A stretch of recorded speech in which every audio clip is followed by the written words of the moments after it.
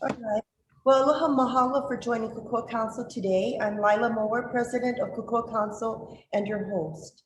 A very special welcome and congratulations to Hawaii's newly elected legislators. We're honored to have you today as our guests. Before I proceed, I do want to apologize to Senator Chris Lee, who we belatedly realized transitioned from being representative to senator. So his invitation went out late. We also want to thank Representative Matt Lopresti, who sent us his regrets. All newly elected legislators, not incumbents, have been invited to this forum. Kokua Council is one of Hawaii's oldest advocacy organizations. Collectively, we're known as Kokua Council, but we're also active volunteers, directors, and officers within other organizations, including AARP Hawaii, HARA, the Hawaii Alliance for Retired Americans, Hawaii Family Caregivers Coalition, Hawaii Meals on Wheels, Alzheimer's Association, COCO, the Condo Owners Coalition of Hawaii, HPGS, Hawaii Pacific Gerontological Society, and the Executive Office of Aging's Policy Advisory Board for Elder Affairs of the state, and many, many other community-minded organizations. Weeks before the governor issued his first stay-at-home order, Kokua Council held public forums to focus upon the vulnerability of care home and nursing home residents and caregivers. Then in August, we pursued legal action after recognizing that the government had months to formulate and enforce protocols to combat the spread of the virus, but did not have a comprehensive contact tracing strategy, did not activate a statistically adequate number of contact tracers, and did not do enough to protect marginalized communities.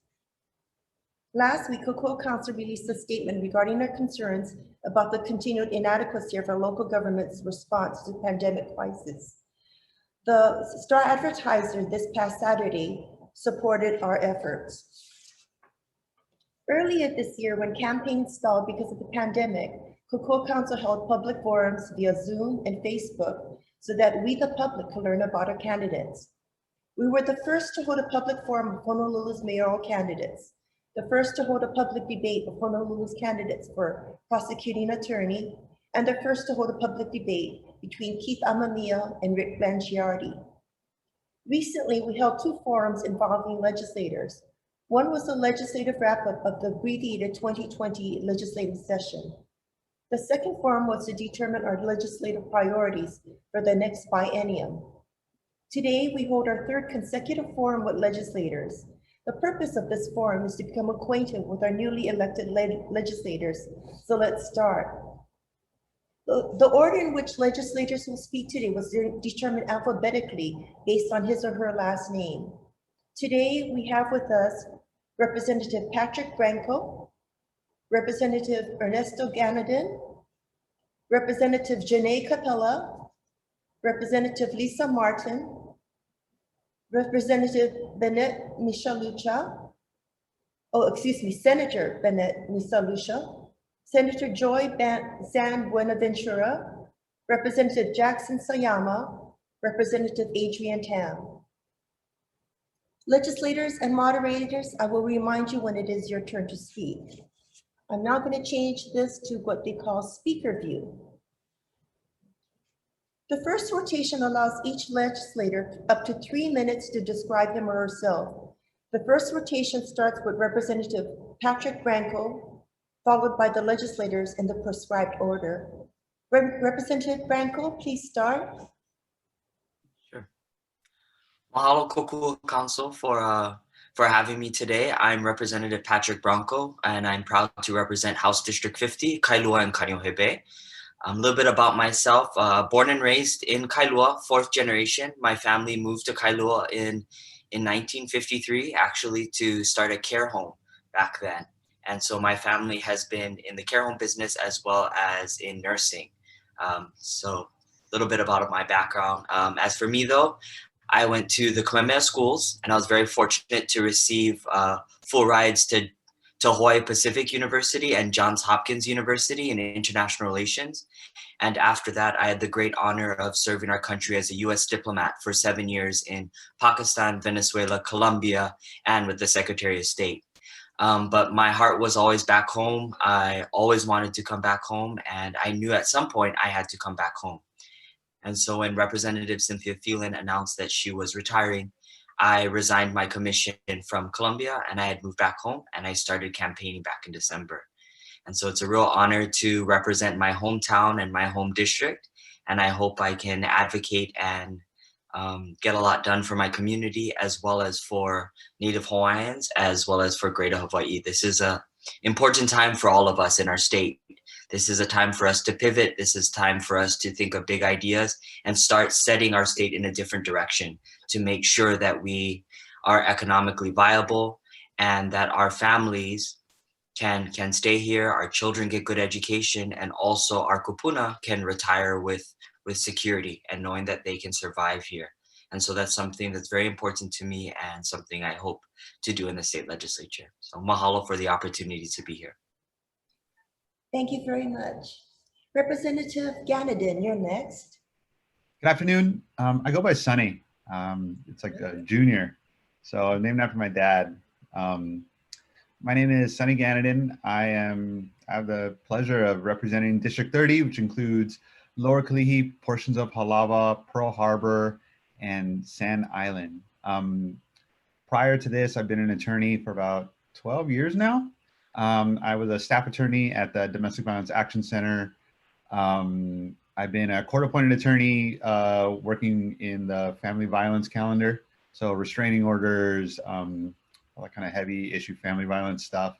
Worked at the Office of Foreign Affairs. I've been an instructor in the Ethnic Studies Department at the University of Hawaii, teaching ethics and how to write. Also, over the last decade, I've been a writer for a few magazines. So if you fly on Hawaiian Airlines, and you might have read some of my work. Of course, the issues that you folks discuss and have been such vocal advocates over the last bunch of years are of great concern to me. District 30, Lower Kalihi, has many care homes, many folks who are my parents' age, 65 and up. My Lola and Lolo, they're still alive. My Lolo he's a veteran of World War II. He's 96 years old. And he, after serving in the war, brought the family to Guam and then Kalihi, then California, where my dad met my mom. So so the issues facing the elderly and specifically the elderly Filipino community are great concern to me.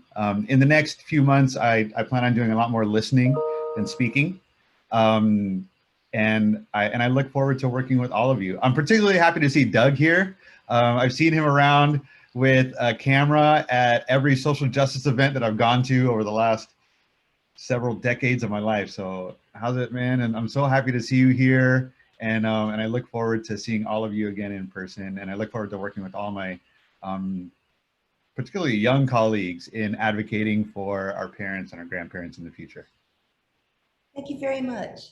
Representative Jeanne Kapela, you're next. Thank you. Thank you. And aloha everyone who is watching on Facebook or who will be watching on Facebook. Thank you to Kokua Council for having me and my colleagues. So excited to be here. My name is Jeanne Kapela and I represent District 5 on the Big Island of Hawaii. So that runs from Kona to Ka'u. And I'm proud that that's my hometown. I am also very proud to be the first woman and Native Hawaiian to ever represent my district in the State House of Representatives. Initially, I ran for office because I believe that it's time to deliver hope to those who need it most. And that definitely includes our kupuna. I believe in a new vision for our community that puts people's need before corporate greed. My district, I think, is probably one of the highest poverty districts in the entire state. We lack infrastructure. It's completely dilapidated. Economic opportunity is incredibly scarce. Our schools are poorly funded and access to basic needs like mental and medical, like mental health care and medical health care services, or even reproductive care services are extremely hard to obtain. So as our kupuna age, it's really important for me to make sure that our community has the healthcare services that provide them with the ability to age gracefully and with care. I was raised by my grandmother, so kupuna I think kupuna issues are something that's very close and personal to my heart. My grandmother is one of the people that has really inspired me and inspired me to run. She's no longer with us, unfortunately, but she was also she was the very last person in California to develop polio before the vaccine came out. So disability issues is another big issue that I really want to focus on and fight for. I think the reality is that we need to put people back at the heart of our politics. And for me, I'm incredibly grateful for the opportunity to be serving in the State House and to have the opportunity to work alongside my colleagues to make sure we build a Hawaii that's working for everyone, not just those who can afford it. So grateful to be here, and thank you again for having me. Thank you very much. Representative Lisa Marten, you're up next. Thank you.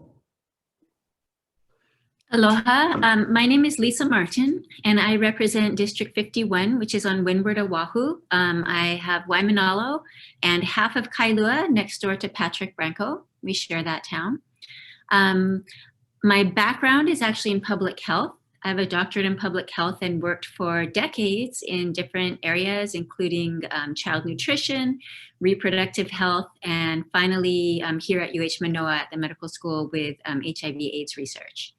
I left that field about 5 years or so ago to focus on climate change, kind of a mid-career shift. I became increasingly concerned that we weren't doing enough to protect ourselves and the rest of the world. And I started a nonprofit called Healthy Climate Communities that focuses on community education, a lot of education in schools and curriculum development around climate change, as well as a community forestry program where we've planted a native forest on the watershed of Hamakua Marsh, which is a state wildlife sanctuary in my hometown of Kailua. And I'm one of the older new members of the legislature. My parents are in their late 70s, early 80s, and are doing great. But of course, I am more and more aware of the issues, the support that people their age need to continue a really fulfilling and active lifestyle. And yeah, my interests are all over the place, which is why this is a perfect job for me, because I'm actually interested in just about everything. All right, thank you very much. Senator, and here I go with your name again. Bennette? No, Bennette. Yeah, Misalucha. Misalucha. Thank you. Thank you. Aloha, everyone. Kokua Council, thank you for this opportunity to introduce myself and also hopefully get to know you a little better. My name is Senator Bennette Misalucha. I'm proud to represent Senate District 16, which includes Lower Halawa, Aiea, and Pearl City. I'm a 25-year resident of Pearl City, of Aiea, and have been involved in so many community organizations for the last 30 years.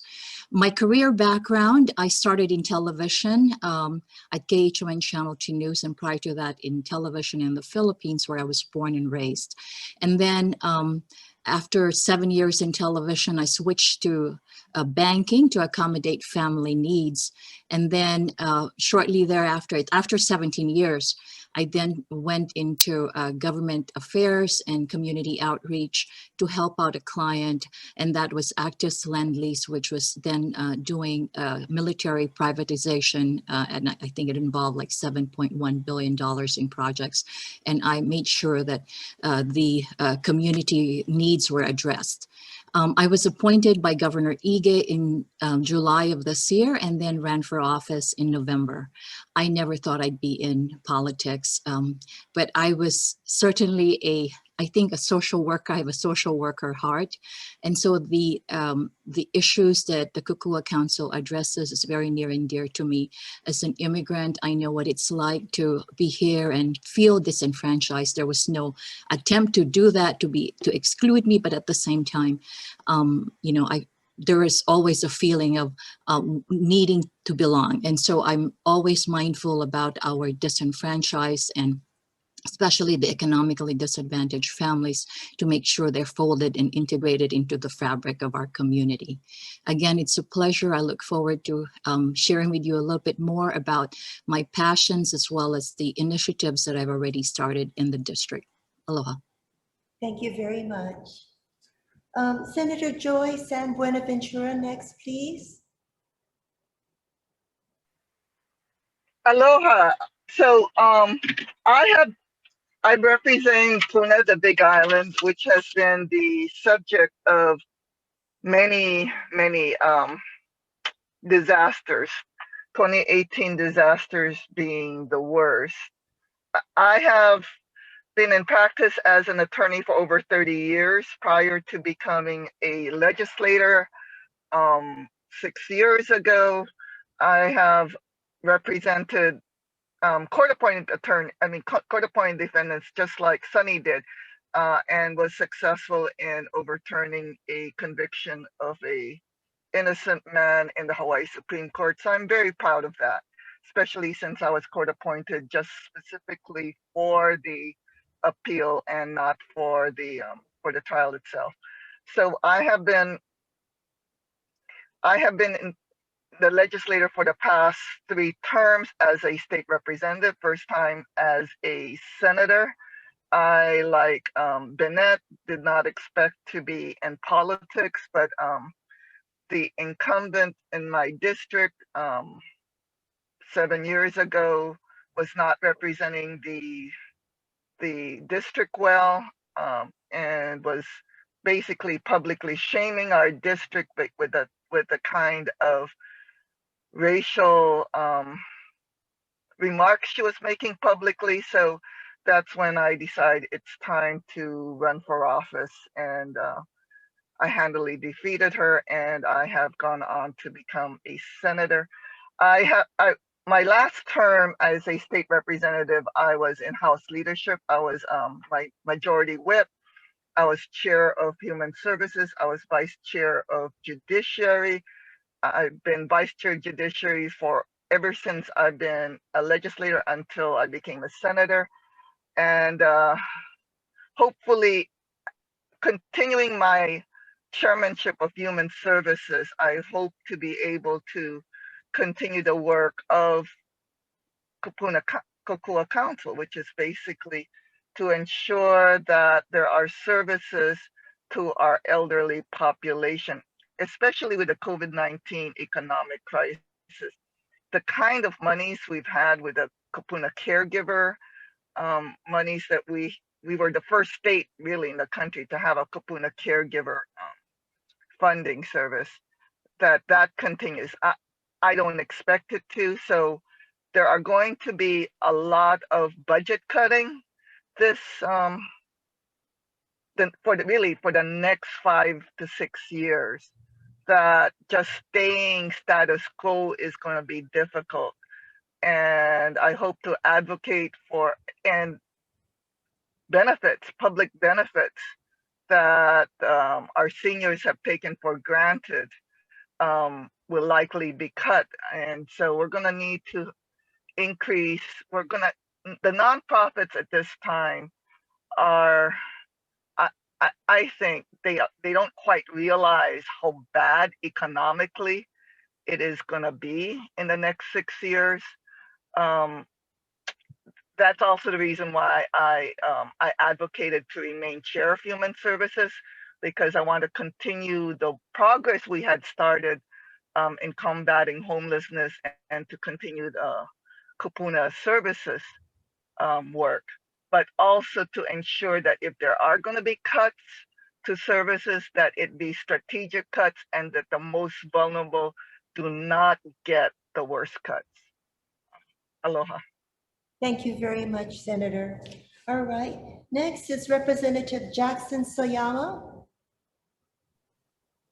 Hello, everyone and fellow legislators. My name is Jackson Sayama, and I want to thank Kokua Council for providing this opportunity to share our ideas and introduce ourselves to the community. So I am proud to represent District 20, which includes St. Louis Heights, Pololo, Kamiki, Williamina Rise, and Manalani Heights. I went to Punahou School, graduated from the New York University of Shanghai with a degree in Global China Studies. And while I loved my experiences and studying international policy, perhaps like Patrick, I really felt that Hawaii was my home. And so I ended up coming back, and lo and behold, Speaker Emeritus Calvin Say was going to be moving out. So I thought this was an opportunity to really step up and really represent and lead my community that I was born and raised in. One of the biggest passions I had was, or reasons to run, was seeing so many of my own family and friends, even neighbors, leave Hawaii because it was too expensive or there were not enough opportunities to stay in Hawaii. So really, as a state representative, my biggest goal and mission will be to make sure that our local families can continue to call Hawaii their home and really thrive here, not just living day to day working. One of the biggest things and issues in my district really is dealing with kupuna issues. In Pololu, we have Polo Chinese Home, Wilhelmina Rise, we have the Manolani Nursing. So this is a really important issue for my district, and I've been working with the Polo Chinese Home to coordinate community efforts during these times when resources are quite limited. So making sure that neighborhood security watches are going door to door, making sure that their kupuna neighbors are being taken care of, and connecting those to resources that aren't immediately available to them. So bringing groceries to their homes is something that we began with the neighborhood security watch. So I'd like to, explore all these creative options in this time when, the economy isn't doing great. So I think there are still a lot of opportunities to improve and, really reach out as a community to the kupuna in our neighborhoods. And I look forward to working with the Kokua Council as well as the legislators to accomplish this goal. Thank you. Thank you very much. All right. Next is Representative Adrian Tam. Aloha, thank you so much for having me today. And my name is Adrian Tam. I represent beautiful District 22, which includes Waikiki and Ala Moana. A little bit about me, I am 28 years old, even though I may look 12. But my experience stems from working in the private sector and working in the public sector. So I am a real estate agent by trade, and as a realtor, I've worked with first-time buyers because they often struggle with the most problems and barriers when they go into the market. And I work on condominiums mostly, which many seniors are moving into nowadays because it's a lot easier for them. My public sector experience stems from one session in the House of Representatives to working full-time in the Hawaii State Senate for Senator Stanley Chang for 3 years. I decided to get into politics in early this year by running for office because I saw that things weren't moving, and I wanted us to start having the political willpower to get things going, to move Hawaii forward. And just so happens that the pandemic hit, I thought that, this is kind of like our opportunity to reset and reform our government to finally work for everyone. And I'm hoping that in the upcoming legislative session, we can move a lot of proposals to really start reforming our government and making things work again. Some of the issues that are important to me, especially with our senior and our kupuna, is leaseholds, which is very predominant in my district, and we have a very high population of seniors and retirees. I hope that we can protect the kupuna caregivers program from any budget cuts, ensuring our hospitals are well equipped with Alzheimer's and dementia screenings. I hope to pass a resolution calling on the federal government to ban robocalls because they unfairly target our seniors. And I would like to see our state join the silver alert system to help quickly find kupuna that goes missing. So again, thank you so much for inviting me here today and for discussing these very important issues. Well, thank you very much. All right, now we're going to start with our question and answers. Each legislator will have up to 60 seconds to address the question or concern posed by our colleagues, starting with Gary Simon.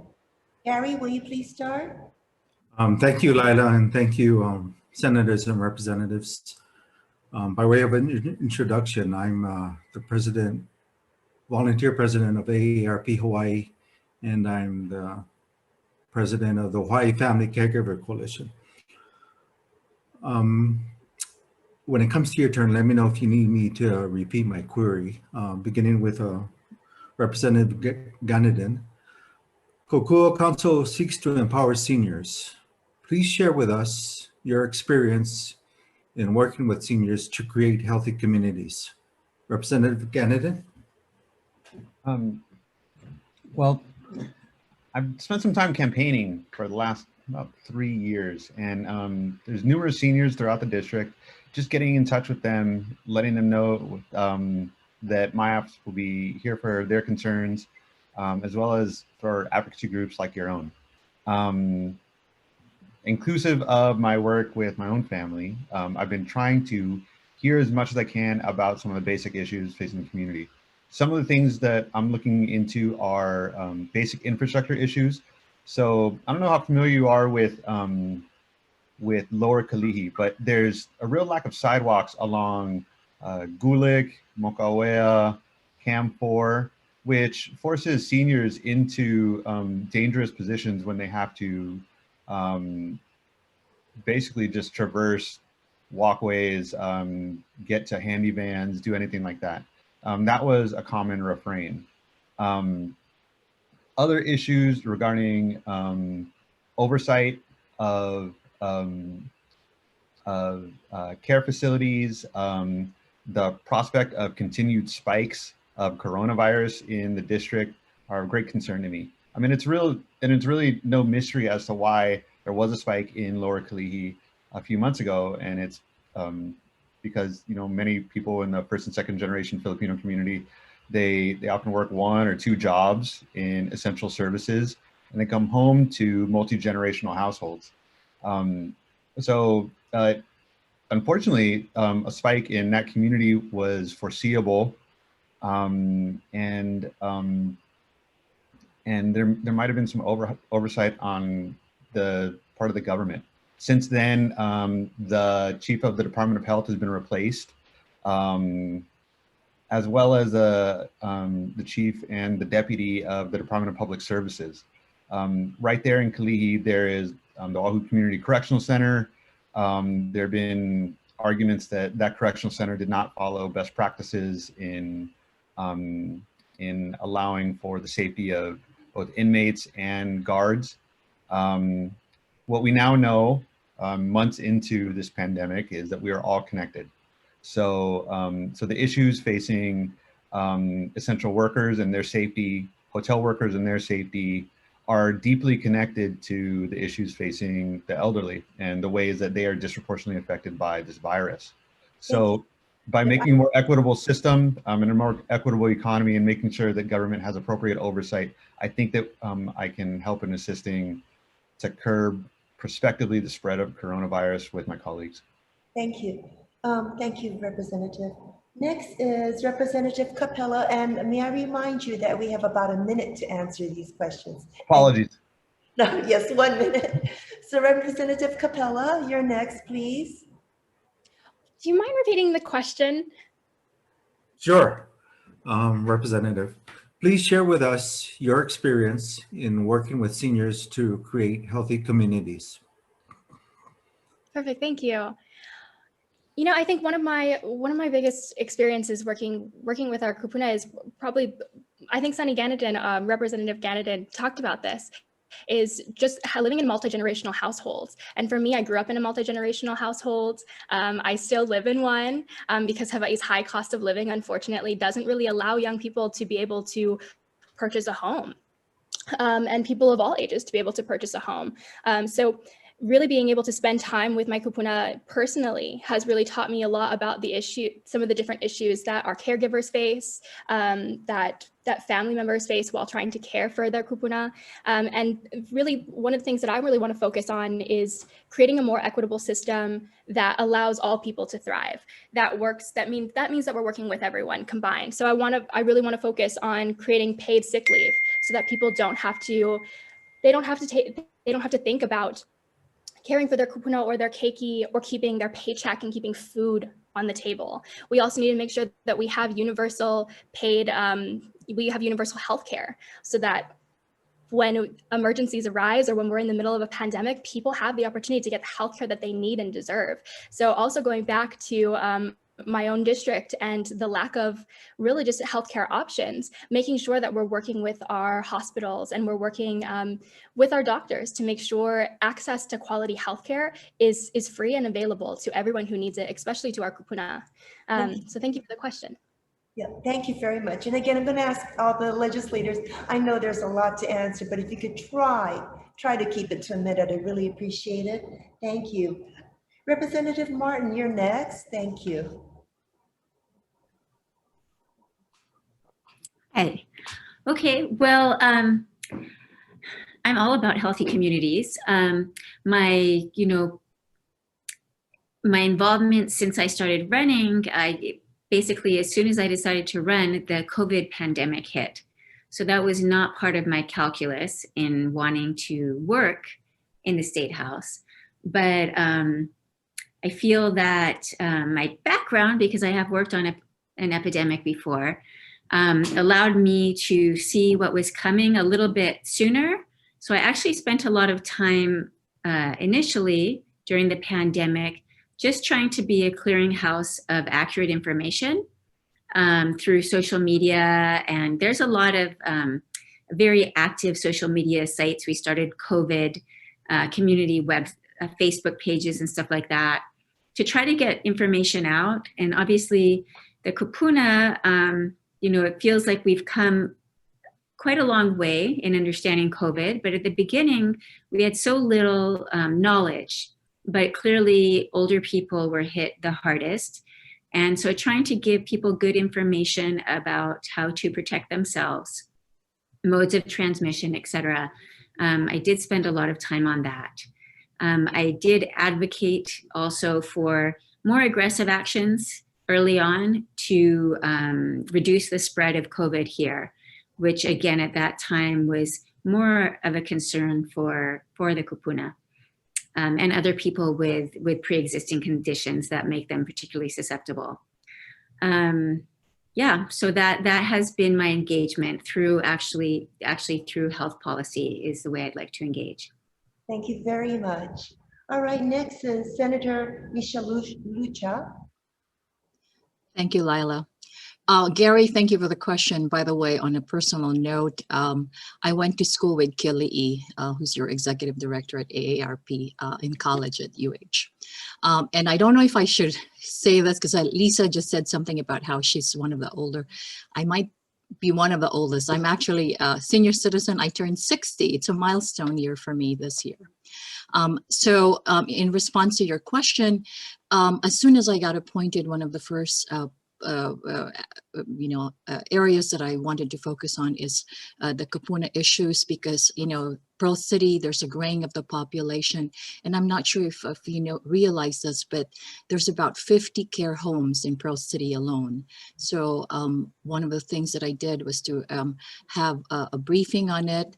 I'm actually slated to do a site visit. I wanted to look at daycare centers as well as, individual personal homes because the contact that I had has a personal situation that she said she wanted to share and how our families care for their loved ones. The other issue that I'm very mindful about is digital access. As you know, especially in this time of COVID, our kupunas need to make sure they have access to services that sometimes are only available through, like telemedicine, for instance, or even social services through access to internet. So right now, I have two initiatives that we've started, which is providing refurbished computers to kupunas in our district, as well as something that I'm working on, which is also providing broadband access to the folks who, again, are kupuna population. I think that those initiatives are intended to make sure that our kupunas stay, are able to meet the challenges that COVID presents. Thank you very much. All right, next up is Senator San Buenaventura. You know, she's driving, and I'm not sure we'll see if she comes on. Aloha, if you don't mind me driving and talking to you folks. Okay, so as far as my work with the Kupuna, and because I've been chair of human services in the House, during the COVID-19 crisis, I have been very active as far as making sure that the 1,000 or so arches are going to be able to get the kind of PPE they need to be able to ensure that COVID-19 does not go and infect the vulnerable senior citizens. As Bennette has pointed out, our kupuna, especially in the care homes, are especially more vulnerable, but they're also not only more vulnerable physically due to COVID-19, but also because of the emotional toll, not being able to get visitors come in to visit them. So it is a huge balancing act. I've had a couple of informational hearings during the whole COVID-19 crisis. I had pushed the Office of Aging, in fact, prior to the crisis, to be more proactive to ensure that the care homes actually have regulations, because at that time when I pushed for the law requiring the Office of Aging to have PPEs and regulations at COVID-19, Kirkland had the highest death rates in the country, and it was all because of the Kirkland care home. So obviously at that time, Kupuna was vulnerable. I continue to be active because I'm chair and will continue to listen. Thank you. Aloha. Thank you very much, Senator. All right, up next is Representative Sayama. Yeah, so as I mentioned before, I've been working with the Polo Chinese Home to coordinate their services around the general Polo community, but also with the neighborhood security watches, because neighborhood security watches, while it may not be their immediate prerogative to care for the kupuna, they do have that community network and the neighborhood relationships to be able to check up on each other's families and making sure that the kupuna in the district are taken care of. So as I mentioned before, again, even though resources are limited, I like to take a look at more community-oriented solutions that do not require as much investment to really, ensure that our kupuna are taken care of. Personally, my grandparents were both in care homes, and so I understand, the family struggle as well as the personal struggle for those in care homes, and its importance to get the quality care necessary to live a fulfilling life. All right, thank you very much. All right, Representative Tam, you're next. Thank you so much for your question. My work with the kupuna stems from the campaign. A lot of our retirees and our seniors live in condominiums in our district, and it's been very hard for them to get food or a mask when the mask mandate first went into effect back in March. So I wanted to be there for them, so I put my phone number in all of our mailers, and they could all call me anytime they needed something. Just last week, I delivered food to one of our seniors. So I just wanted to, so my work has always been like a one-on-one kind of thing. I mentioned in my introduction the Kupuna Caregivers Program, and the reason why I mentioned it was because I had a personal stake in it. My grandmother is 83 years old. She's a recent cancer survivor, and she's been undergoing multiple surgeries for her eyes right now. And I like to think that I am very fortunate to have the opportunity and the time to help her take care of herself. But I know that other families don't. So I've been working very closely with people like Ian Ross to talk about policy and to craft it so that this year we could have some meaningful change or to protect the Kupuna Caregivers Program from any cuts. Thank you. Thank you very much. All right, Representative Branco, you're next, please.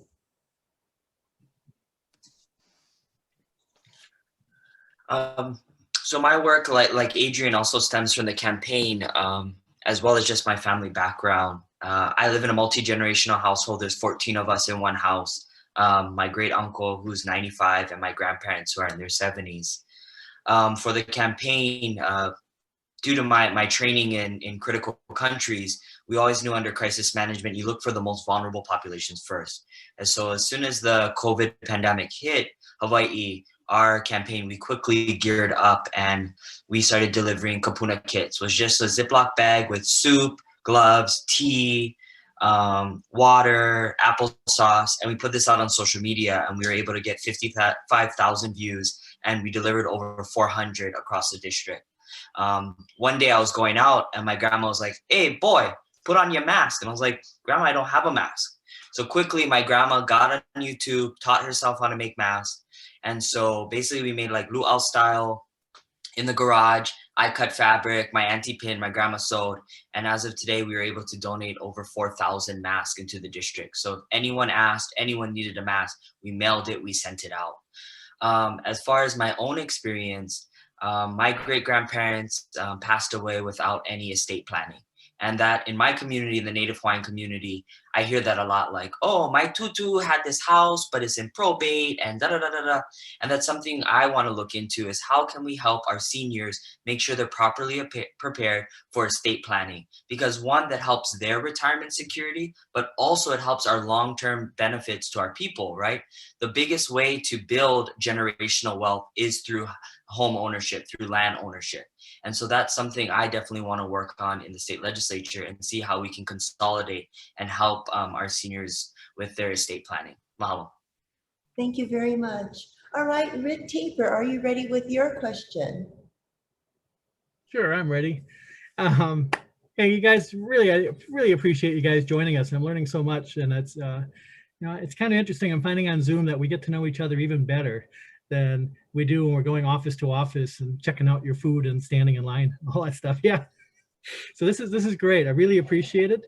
I don't know if we're doing a little bit of our backgrounds, but I'm 46 years in mental health is my background. I was a field med corpsman stationed at K-Bay, and I was a petty officer in charge of the mental health clinic there for many years. You mentioned Ian Ross, so I do things with I'm an ambassador with Alzheimer's Association and run around the state capitol back in the day, visiting you all with Ian for Alzheimer's Association, and then Kokua Council, of course. I'm also very active in the Rotary and many, many other nonprofits.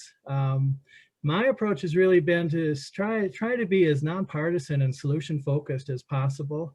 And one thing, of course, as we all know, in this unprecedented time that happened, is everything just shut down. Communication just came to an end. And I'm really happy our team, our Kokua Council, we really were innovative from the very beginning with a lot of help from Doug and a lot of motivation from Lila and the whole board in doing all of these meetings on Zoom. I feel like we kind of pioneered the whole Zoom world out here from the very beginning. Started with mayoral candidates, which is really fascinating what all happened there. Sadly, what also happened is everything shut down and communication with legislators came to an end. So my question is kind of philosophical, but kind of real with what we just experienced. So in the hopes of our democracy being a government for the people, how will you encourage government solutions based on bipartisan collaborations with the island citizens, considering what's going on with COVID? Rep Jenna, we'll start with you, I guess, with this one. Thank you. Representative Kapela, yes. Thank you. My name is Jeanne. It's not Jenna, but that's okay. I do appreciate your question, because I think for me, especially heading into this next legislative session, where we're going to probably switching into a more virtual session, communication is going to be key. And for me, that's one of the biggest reasons why I ran, because I felt like there was a big lack of communication or almost no communication in my district, even before COVID hit. So finding innovative solutions, really utilizing technology.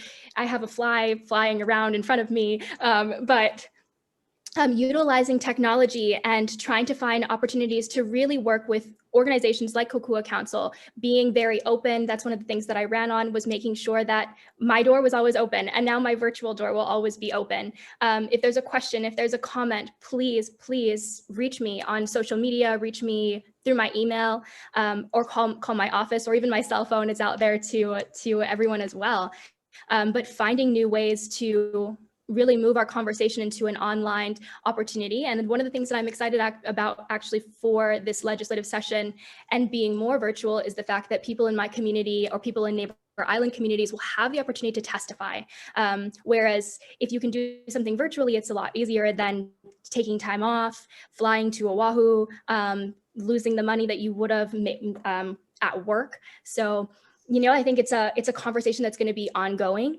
But for me, finding innovative solutions, doing more live Zooms, and more Instagram and Facebook Live programs. And hopefully I would love to have any number of you folks come on and we can talk about other kupuna issues on my own personal social media so that we can begin to share that conversation more with my community as well. I'd really love that. So ongoing conversation, but thank you for that question, because it's going to be very important as we move forward. Thank you very much. All right, next is Representative Marten. Hi. Yes. In addition to social media, email, I find that the way to reach people the best way to reach people is varied. There's no one size fits all. Different people like different ways of being reached. And but one thing that I find that is very functional in my communities, which I straddle two towns, Kailua and Waimanalo, is the neighborhood board system. There's a very active neighborhood board in both towns, and they're very engaged, and they have been able to transition to the digital platform. And we recently, very, very unfortunately, had a water main break in Waimanalo that took a week to repair. It was a complicated repair, and Border Water Supply did their best, and they provided, roving water trucks and different sources, to prevent it from becoming a public health crisis. But there was a lot of communication going on during that time and about different fixes, et cetera, different kind of Band-Aid fixes to certain neighborhoods to get them water on certain schedules. And we set up, showers and anyways, a bunch of services. And this was the way to reach people. It ended up being, a variety. We used social media, we did Facebook Live, I did emails, and I communicated through the neighborhood board that has, at least in the case of Waimanalo, they have a really good email list. And they were able to get that out there. So I think using community groups, including neighborhood boards and other, community-based organizations as a way to help communicate and rather than trying to bypass them, right? Keep them as part of the conversation. Thank you very much. All right. Up next is Senator Misalucha. Thank you, Lila. I echo the sentiments of my colleagues about the need for effective communications.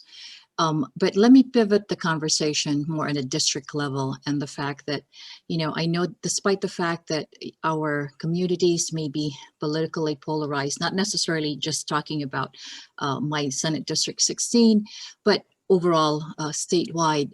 However, at the end of the day, the challenges of a community does not choose whether it's red or blue. So it's important for the community to come together for solutions. So there's actually a project that I'm working with, and it's in the beginning phases, and it's a resilience community plan that we're working with Hawaii Institute for Public Affairs.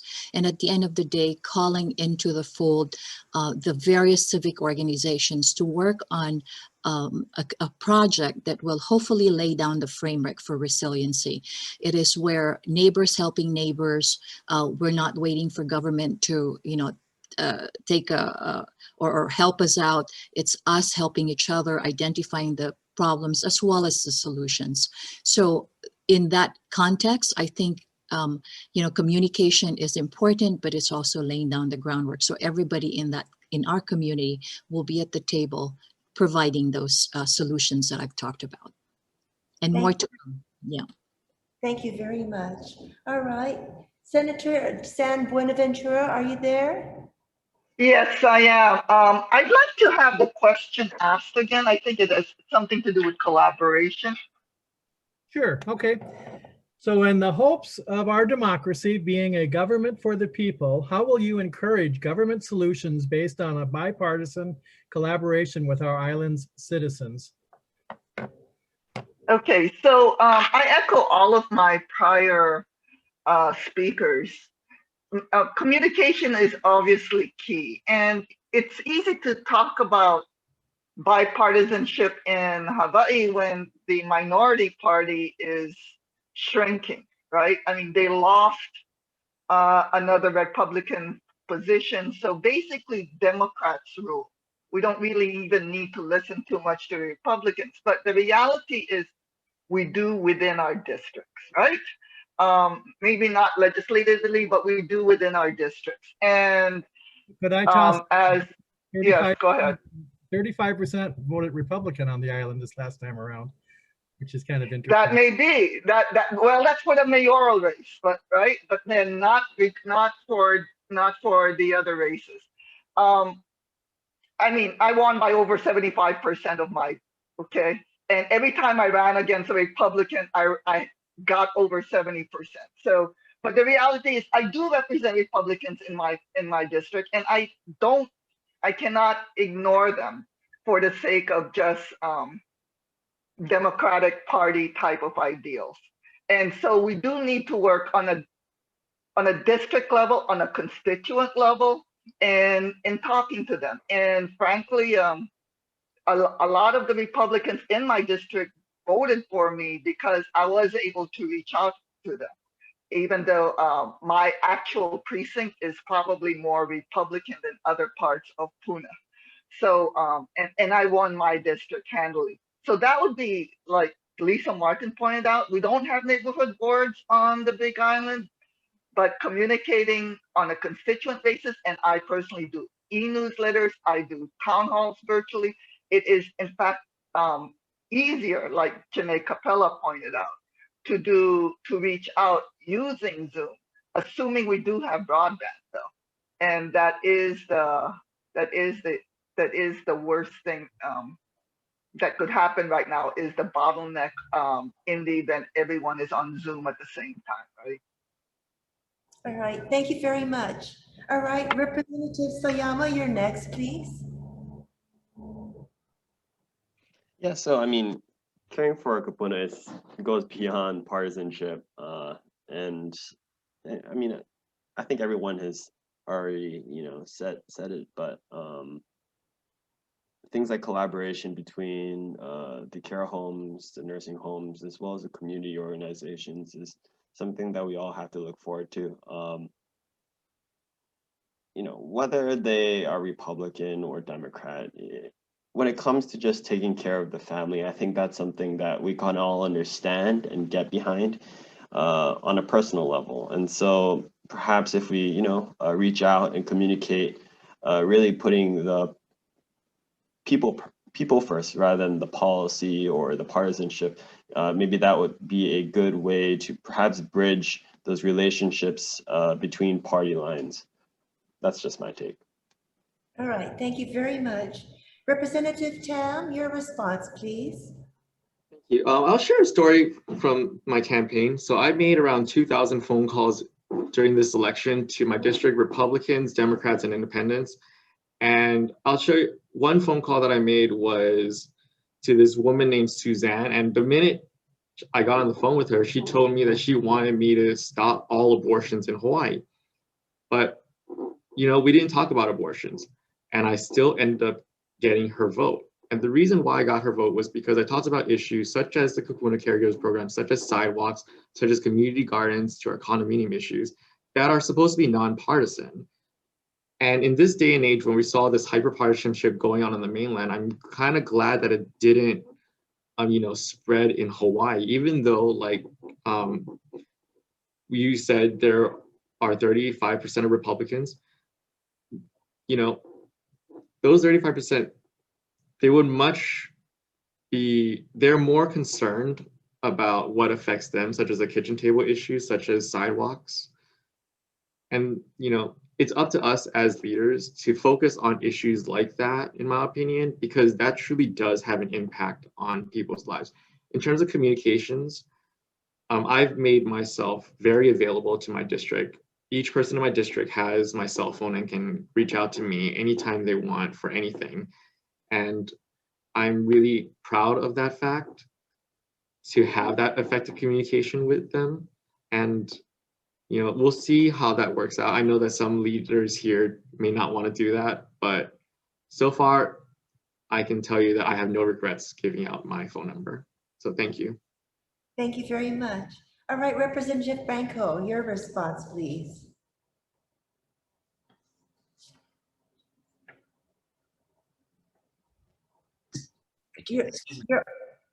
My district was represented by Representative Cynthia Phelan, who was a Republican, and now I am a Democrat. I have lived abroad in many different countries, from Korea to Venezuela to Pakistan, and I have seen when you go too strong on one political ideology and how it can cripple a country. And so my viewpoint is, it doesn't matter party. A constituent is a constituent. This is my neighbor. This is someone that lives in my district. And it's my role as your elected leader to help represent you and to solve your problems. And that's what they're going to get from me. Like Adrian, I give out my cell phone number. I'm the guy that responds on Facebook, on Instagram. And also we had an issue in our district where I put out a survey. And that's something that actually Representative Cynthia Phelan did very well, is every 6 months, she sent a survey out to her community. And I will be following that same tradition, because we can all agree that freedom of speech and our citizens' voices being heard is what makes our democracy outstanding to the rest of the world. And that's something I'm going to make sure we continue to do, and I'm going to continue to do, especially during COVID, when communication is so necessary and one of the only ways we can voice our opinions. Mahalo. Thank you very much. All right, Representative Ganaden, it's your turn now. Great. I think we need to articulate what access means in 2020. So there have been bills put forward to the legislature for years, especially from neighbor island politicians, asking for the prospect of doing just this sort of meeting to testify before the legislature. Now that is obviated. And if we can expect quite literally kindergartners to do this kind of work, then we should expect our legislators to take testimony just this way. That said, internet access isn't equitable right now. So there's a lot of folks concerned about this, especially in District 30. I have the pleasure of representing two fairly large public housing sectors. So I've been speaking with Senator Misalucha about that, my new counterpart in the county about that. I've already put forward legislation to improve internet access in the district. So, we're working with the Department of Transportation. I think that my district would like to see some solutions on it. So perhaps we could work with the DOT in using light poles essentially as Wi-Fi stops. Much of Kuhio Park Terrace isn't wired, and so you have elderly folks that would be the kinds of people that you're concerned about that don't have internet access right there. And so because they don't have internet access, it's going to be really difficult for them to testify. In the next few months, I think that you folks and us new into the legislature are going to have to be really wary that the community continues to be able to testify, continues to have access to their politicians. It's going to be a moving target. The entire legislative process might be inverted in that we might have to push a budget first and then pass law later so that we can try and produce some solutions for what might be a $1.5 to $3 billion shortfall and to maintain the kinds of services to our communities and to Kupuna. So it's going to be a lot of work making sure that we bridge that digital divide. After that, of course, I'm going to do all the basic things that I think a legislator should do. Timely responses, newsletters, surveys, those kinds of things. A lot of folks aren't as technologically savvy as Doug is, that like wired to everything. And so when I campaign, I just did it door to door, old school status. But in the future, sooner rather than later, we're gonna have to get the whole neighborhood wired. Thanks. Thank you very much. All right, the next question will go to Representative Marten from Lourdes Scheibert. Lourdes, are you there? Lourdes? Oh, your volume. Oh, okay, Okay, how's this? good. Thank you very much for joining Kokua Council. I'm a director here, and first I'd like to say that my major work before retiring was in energy conservation and energy efficiency. I worked closely with Henry Curtis of Life of the Land and Warren Bullmeyer in renewable energies. And the reason why I'm saying this to you is because I do want to blow my horn right now and say that our little company, Shabert Energy Company, won Island Business Magazine Energy Company of the Year, given to us by HECO and the gas company. We also slashed Schofield Barracks gas consumption by 25% and made the Energy User News on a federal publication. And our last large energy conservation was for airport industrial area in Power Quality, installing Electroflow, which got them a $55,000 rebate in saving kilowatt hours. And the energy, the payback was less than a year. And the reason why I'm saying all of this, I'm also an advocate for condominium owners and in more so with the kupunas, because I am going to be 70 years old and I'm proud. And I live in a condominium that has been earmarked as one of 360 condominiums that is mandated to have a fire sprinkler system.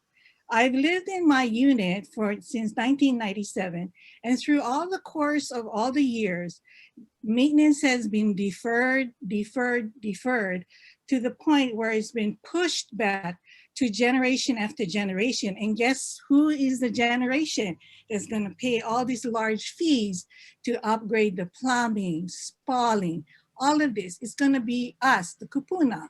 We are on fixed income.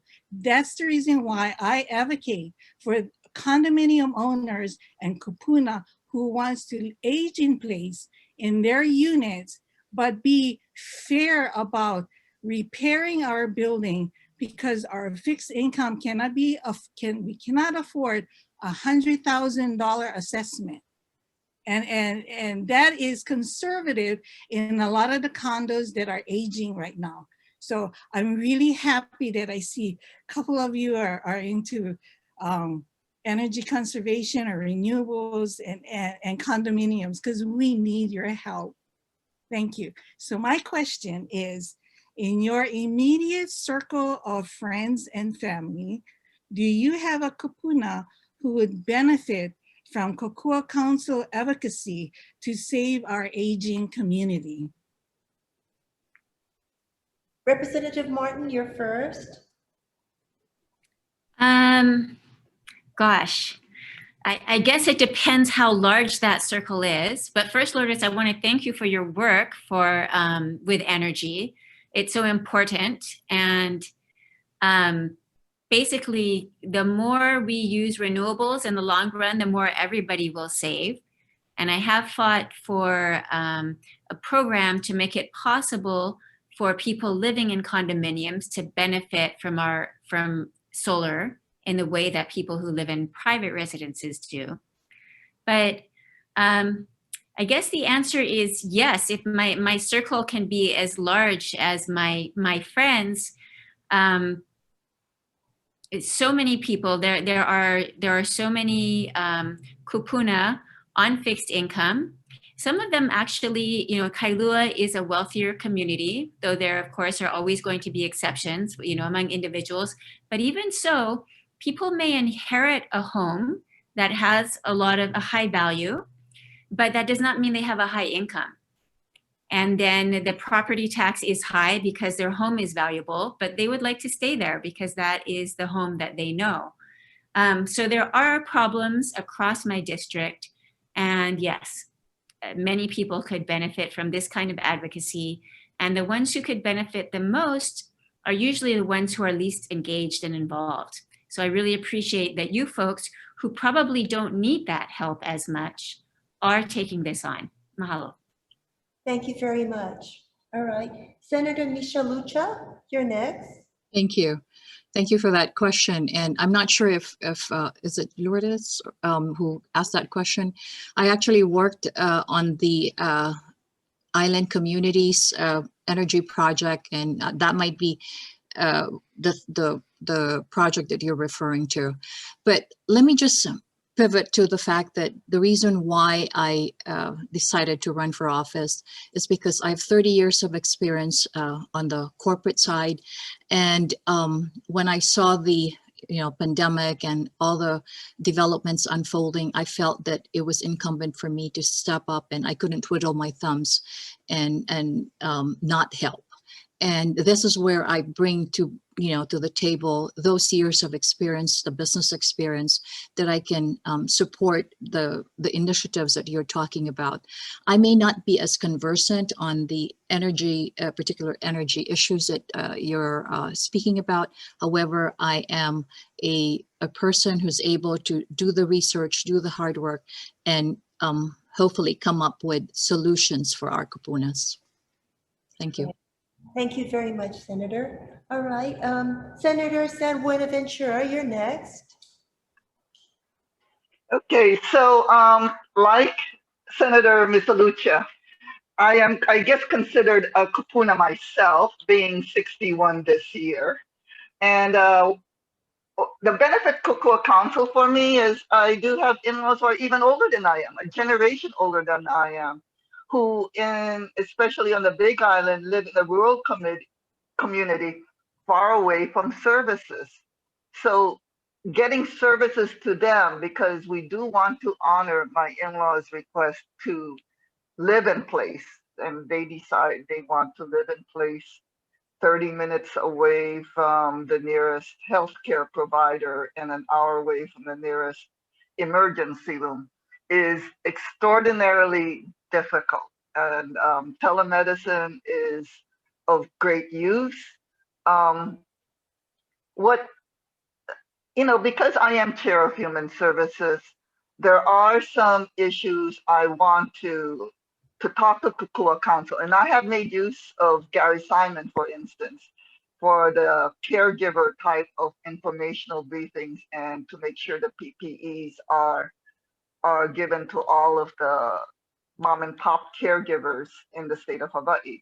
So I have used Kokua Council before. I intend to use them again, and I am glad that you folks are around as an advocacy group for the Kokuna. Thank you. Thank you very much, Senator. All right, Representative Sayama, your response, please. Yes, I have plenty people in my family that are seniors, including my parents. But also, I've been doing a lot of houseless outreach in my community, including Crane Park, and there are a lot of senior citizens who are, homeless right now. So they require a lot of advocacy and people to stand up for them when too often their voices are shut down or dismissed very easily. But as I said, I get plenty of constituents now who do benefit from Kokua Council's work, and I again reflect everyone else's wishes to look forward to working with you. Thank you very much. All right, Representative Tam, your response, please. Thank you so much, and thank you so much for your work with condominiums. I actually just had a meeting before this talk story with Jane Sugimura about future plans in the upcoming legislative session. So I definitely have a circle, and there are many constituents who could benefit, that will benefit from Kokua Council. I shared a lot of stories with you, but I'll share another one. There's a woman named Alice that I spoke to during the campaign. She was scammed out of a lot of money back in December because of some kind of insurance thing that people called her about. And that's why I wanted to introduce a resolution that could call on the federal government to ban robocalls because they unfairly target our seniors. I'm hoping that, Kokua Council, we can work together so that we can get more education to our district, because a lot of our seniors that live in my district don't know that you guys exist and don't know the resources that are available to them, and they fall victim to a lot of scam and abuse. So I really look forward to working with you to get that out to our district. Thank you so much. Thank you very much. All right, Senator Branco, your turn, please. I just want to say thank you for all the work that Kokua Council does. And in my district, we do have a higher retiree population. We are, as Representative Marten had mentioned, we have maybe more of a wealthier district, but you know, there's always need, right? And I'm just wanted to say, like, my grandparents and my kupuna advocated for me. And so now it's my turn to advocate for them. And that's where I look, where I can collaborate with you folks, because you are advocating for them as well. And so I look forward to working with you folks to see how we can advocate together to make sure that we're protecting those who laid the base for us. I wouldn't be here, I wouldn't be who I was if I didn't have my grandmother who put pomade in my hair every day, my papa that picked me up from school, right? And someone who always cared for me. And so I hope to work with you folks where we can develop policy and draft legislation so we can advocate for those who took care of us. So mahalo. Thank you very much. All right, Representative Ganaden, you're up. Well, like Representative Branco and like most of the folks on the call here, I was raised in large part by my grandparents. Advocating for the elderly folks in my community is honoring my family, honoring the people that came before me and the people that will follow. I'd like to be specific. I think that I could work with the Kokua Council in advocating for an expansion of direct CARES Act funds to the elderly in the community. What I was concerned about was how in the last round of CARES Act funds, elderly dependents weren't given a lot of the benefits, you know, that extra $600 a month or a lot of these other things. If you're an elderly dependent living in a multi-generational household, you couldn't get those benefits. So we're gonna have to be working with our federal counterparts on that kind of thing. And then hopefully, hopefully that'll go through under the new Biden administration. We can all kind of breathe a sigh of relief on that. But if that doesn't work, then we're gonna have to figure out a state counterpart to allow people to basically shelter in place and kind of stay safe and get the benefits that they deserve as taxpayers. As you know, Hawaii has seen a significant increase in its elderly population, 3.5% annually, and it probably has gone up significantly since then, since the last census. This is going to be a redistricting year. It's a census year. We can likely see that our elderly population has increased. So you folks have your work cut out for us, as do we. And I look forward to working with you in the years to come on all these issues. All right, thank you very much. Okay, next is Representative Kapela. It's finally my turn. When you're the last person to go out of the whole group, it feels like a really long time. And you also have to think about what else is there to cover. I think a lot of my colleagues have really hit it on the head at the end of the day. And COVID has also really shined a spotlight on the fact that we all are 1 degree removed from a kupuna, or we are right there next to our kupuna. And that we're also 1 degree removed from the possibility of bringing COVID into a household or to a member of our kupuna population.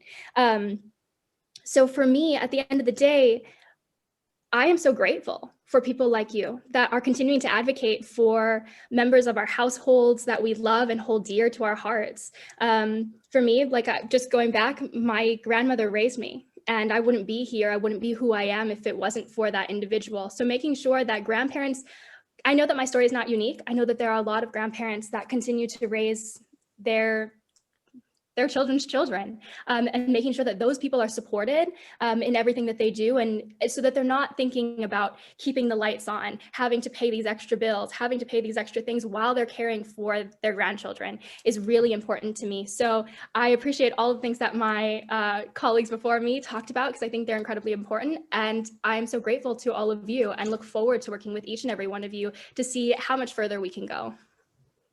Thank you very much. All right, Barbara Service, are you ready? Your next question goes to Senator Misalucha. Barbara? Hi, I'm Barbara Service, and I'm active in all the advocacy groups that Lila mentioned previously, so I won't repeat anything.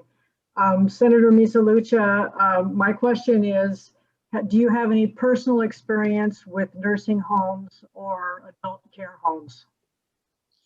Thank you for that question, Barbara. So as you probably know, 90% of care homes, the administration of which are, we have Filipino American caregivers. And so those people have been near and dear to my heart, even before I was in public service. But personally, no, my mom is 86. She moved to the Philippines. She lived here for a very long time, but she moved to the Philippines in about 10 years ago. She's still very active. She lives in a condo by herself with a helper.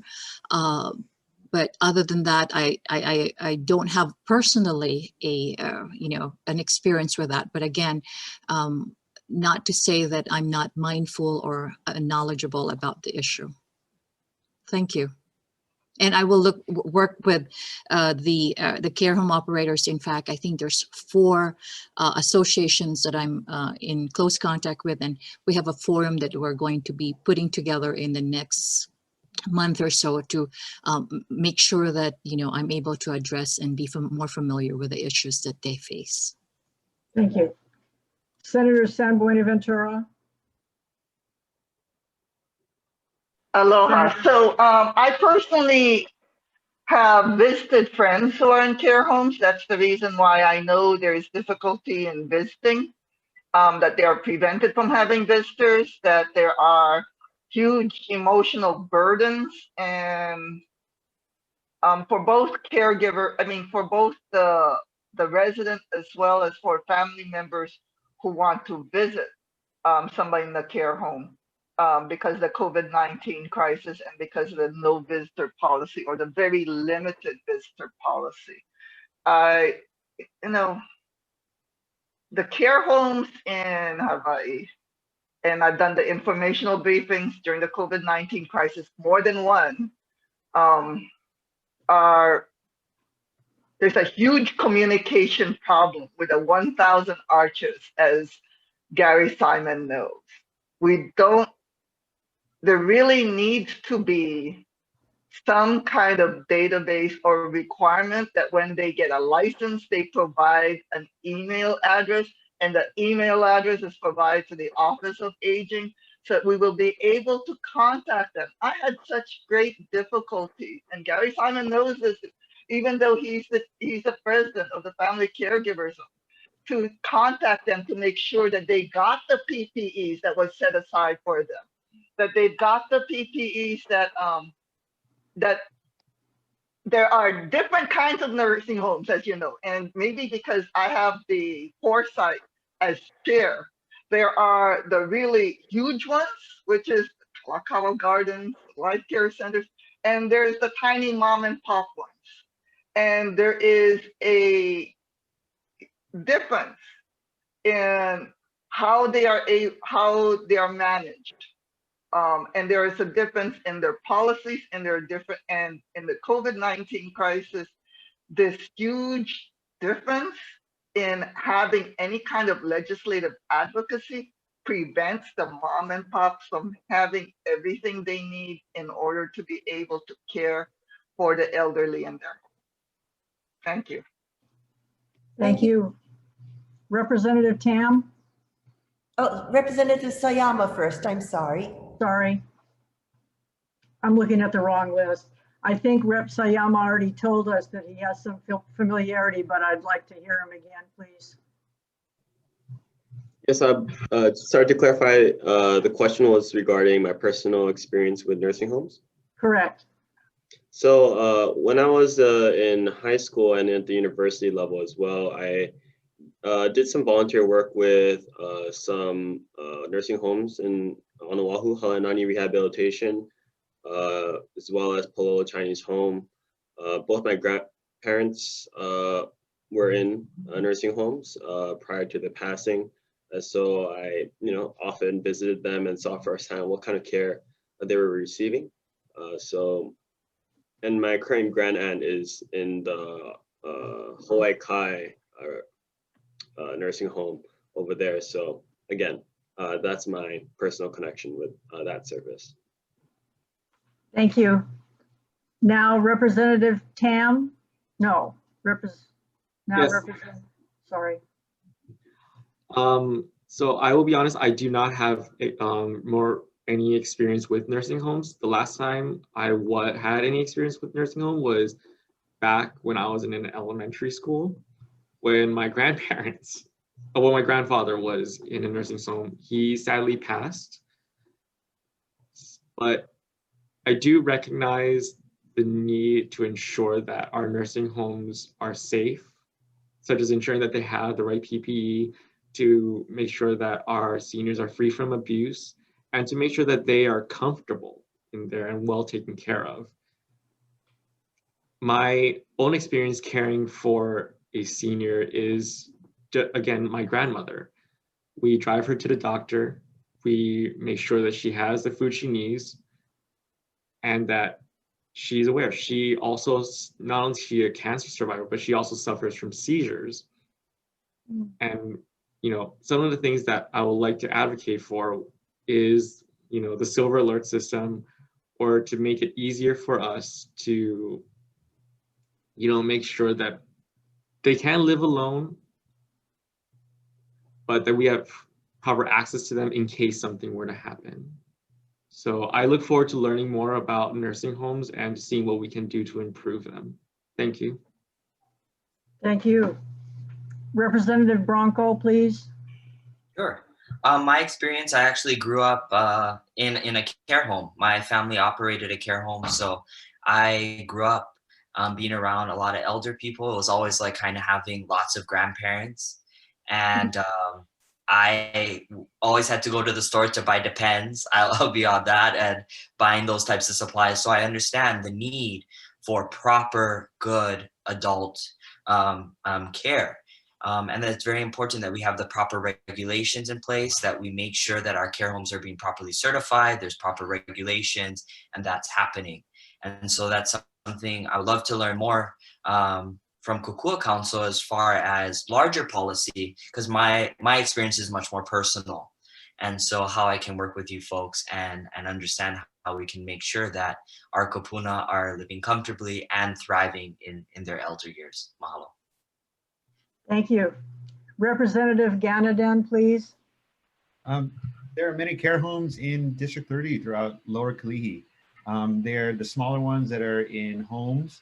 Many of the folks that actually work in healthcare throughout the district actually work in these kinds of care facilities throughout the island. So this is of great concern to my community. I am a freshman legislator, and I am apprising myself of much of the information regarding adult resident care homes, licensing, assisted living facilities.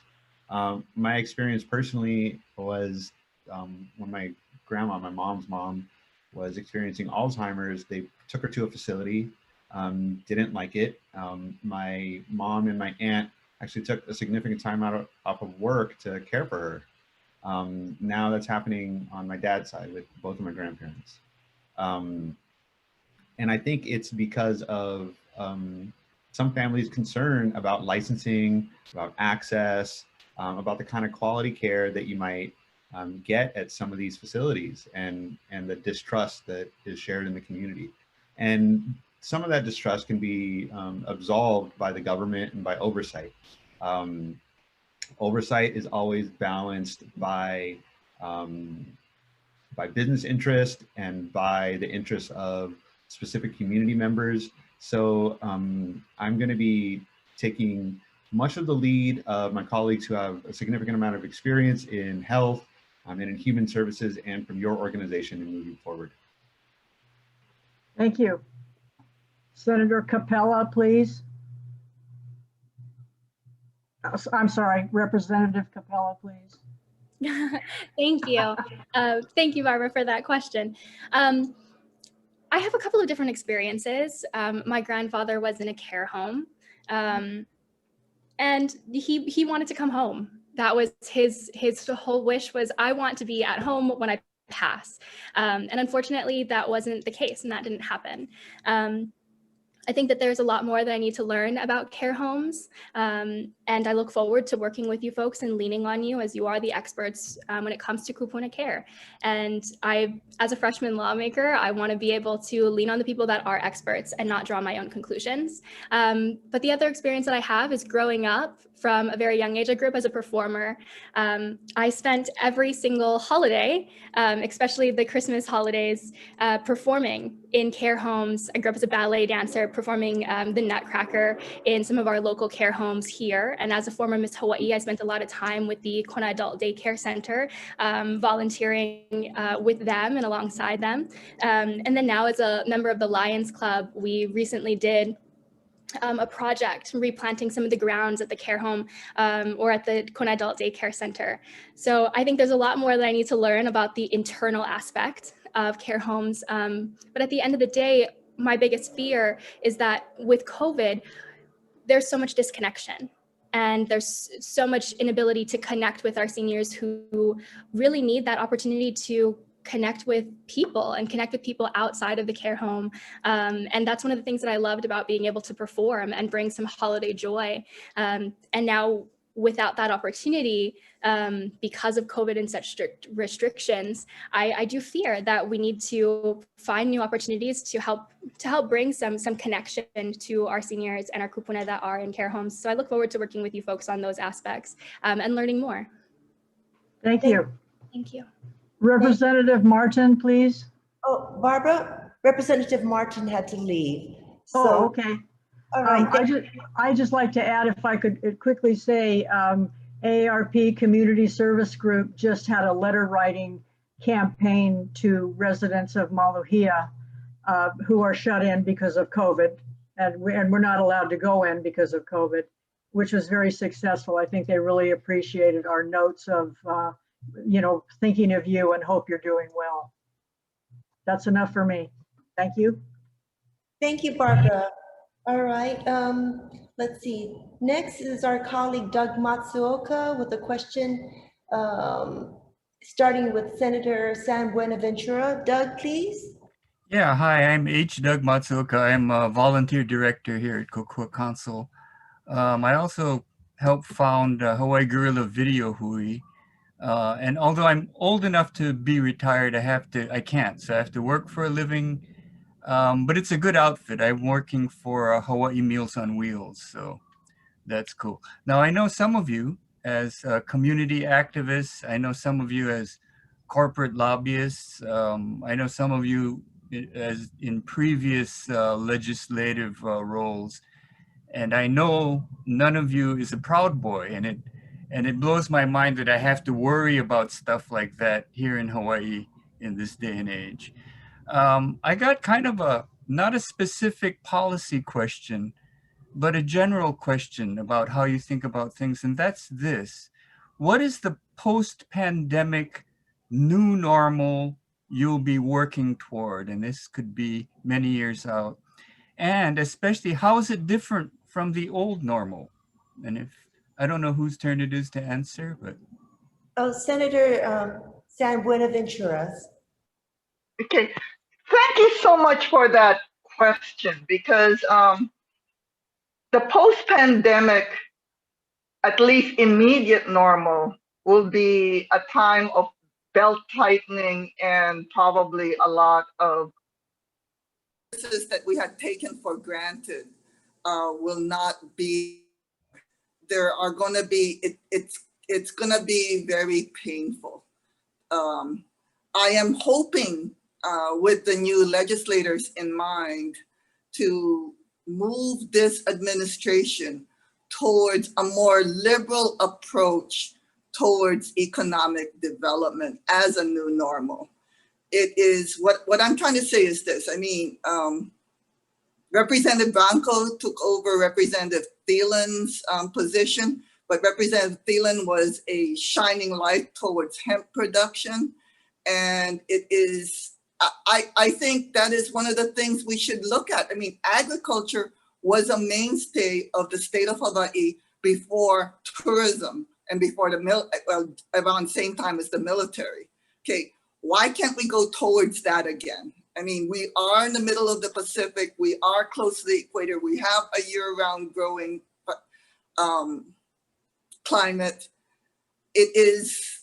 We need to work towards administration, because 2019, a more liberal hemp legislation bill got vetoed by the governor, and any kind of liberalization of hemp. And, you know, the other states are producing CBD that we in the state of Hawaii are importing. It's ridiculous, okay? So that kind of liberalization. Other states are legalizing cannabis. We are the first state to legalize medical marijuana. Why were we one of the last ones to even have dispensaries? Okay, so we need to work on the administration for that, because any kind of decrim, he had vetoed. Okay, so I'm hoping for a new normal of a more liberal in terms of economic development, because focusing solely on military and tourism has gotten us to where we are right now. And that's what I'll be working on. Thank you. Thank you, Senator. Okay, next is Representative Sayama for Doug's question. I'm sorry, Doug. Can you please repeat the question? Yeah, sure. It's a conceptual one. What is the post-pandemic new normal that you'll be working toward? And especially, how is it different from the old normal? Well, one of my main focus is actually in public education, and with so many classrooms moving to the digital side, I'm really hoping that teachers and the curriculum will shift more towards focusing on how students can develop, programming, digital coding, because those are the skills that we need for the jobs of this next generation. We really need to prepare our children to be ready to take these high-paying, high-technology jobs. And not only will this help the next generation, but it would also help, the kupuna in the district to able for their children, their grandchildren, to be computer literate. And then their children could teach them, how they could access services online, whether that be telehealth or other services. But beyond education, I completely agree that we really need to look for creative avenues and industries to diversify Hawaii's economy.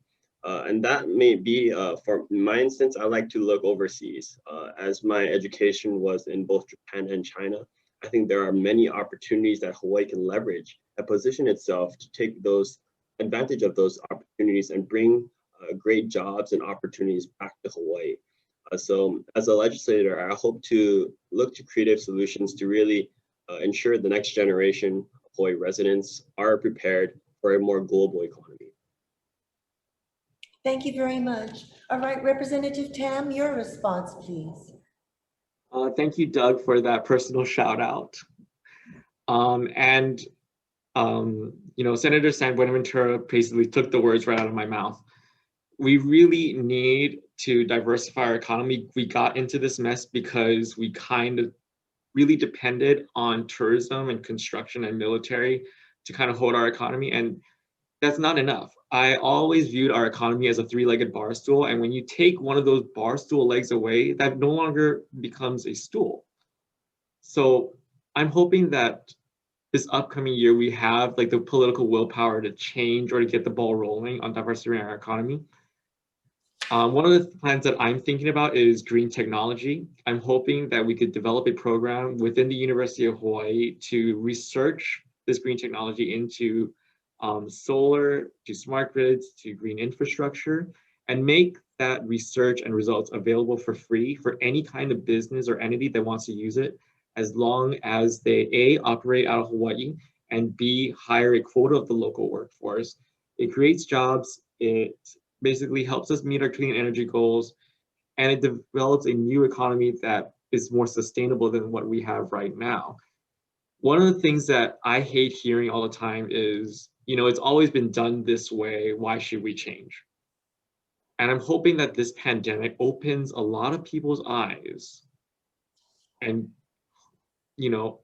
I hope that we no longer have that mindset going into the next session and the years ahead, because this problem is going to linger until for 10 years down the line, in my opinion. Thank you, Representative Tam. All right, Representative Branco, you're next. Thank you for the question. So how I envision Hawaii is Hawaii has many competitive advantages, right? Our unique location, our unique climate, and we have a lot of opportunities here in green energy. And so those are the types of fields that I would like to expand into.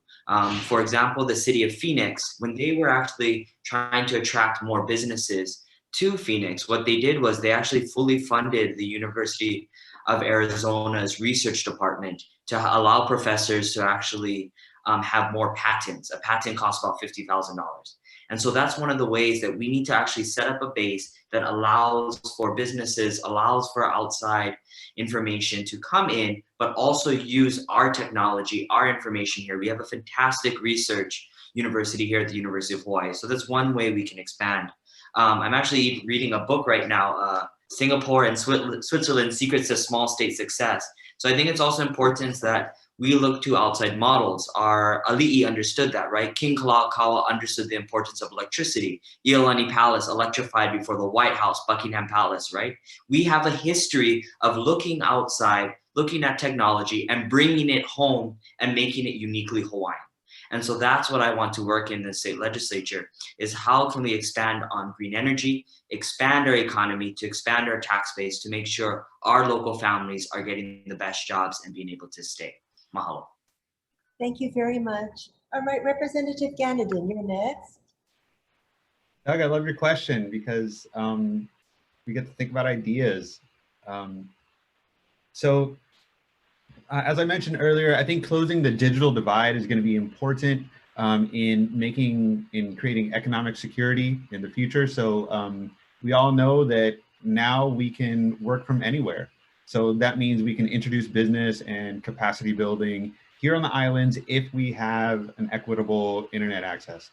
In District 30, people didn't have the opportunity to work from home. You know, a lot of folks in services, they use their bodies. They have to go clean rooms, take care of facilities, take care of human beings.